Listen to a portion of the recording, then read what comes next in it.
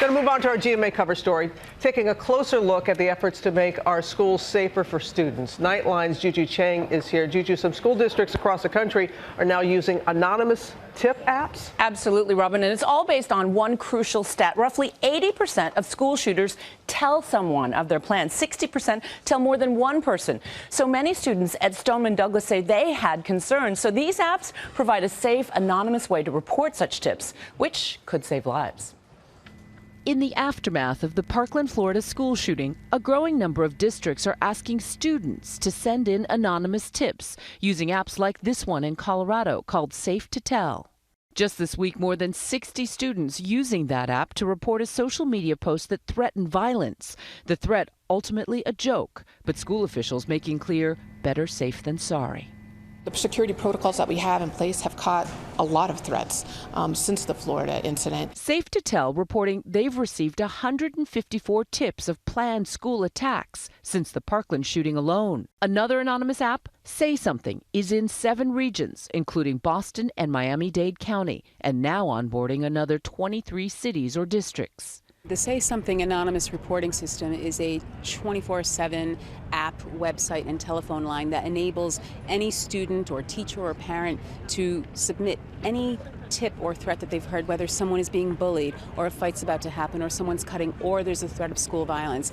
NICOLE, HOCKLEY, founder of Sandy Hook Promise, lost her 6-year-old son Dylan in the Newtown, Connecticut shooting. Now an advocate for gun safety, Wednesday even meeting with President Trump in the White House listening session. A big push for Sandy Hook Promise, getting more schools to use the Say Something app. That anonymous gateway, keeping these tips absolutely anonymous, means that someone can get that information out there without fear of any form of retribution. Since Sandy Hook, there have been more than 290 school shootings, something HOCKLEY hopes these apps will help stop. You won't necessarily hear the numbers of what we've been able to stop, but we absolutely know that we're going to be saving lives. Now, these anonymous apps take advantage of the idea that bystanders need to get involved, whether it's bullying or depression or violent tendencies. School officials are saying we can't just be bystanders. Do something. Say something. Robin? Nightline tonight, correct, Juju? Absolutely. Okay, we'll be tuning in. Thanks. Always good to see you. Joining us now is security analyst Evie Poumpouras. And Evie, how do apps like this work? Are they effective? They are effective, and I think in the day and age that we live in, this is the great transition, because if you think about it, all the young people now, everybody's using their cell phones. We use technology and texting, and so this makes it easy. We want to make it as easy as possible to say, you know what, I see something odd, I think this is strange, and let people have that tool to just stop, boop, boop, boop, put it in there and send it off. And we see the numbers that these people who commit these acts, they do talk about it. They do talk about it at home and at school and things like that. And it's so important to know that you can do this anonymously. And with teens, especially young people, that's important. Yes, because some people don't want to be the rat or the snitch, so to speak. The other thing is people are afraid. Some people fear retaliation. And when we're seeing all these shootings, students are scared. What if this person finds out that I said this or did this? And there's a different thing. Is one thing to go and to find a teacher, find someone and say, hey, I have to tell you something.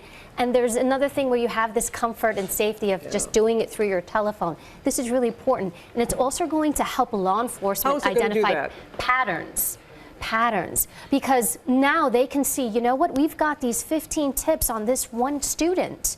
You know, this has to be something here, and this can help lay out those dots. Where what we're seeing after these shootings, people are saying, how come nobody caught this? Because the information isn't getting into one place. So now maybe the information can get into this one pool, and we can be able to lay it out and see, you know what, these 2 or 3 people, there's a problem here. Let's look into it, and then we can intervene beforehand. And that was part of the problem with the recent shooting in Florida.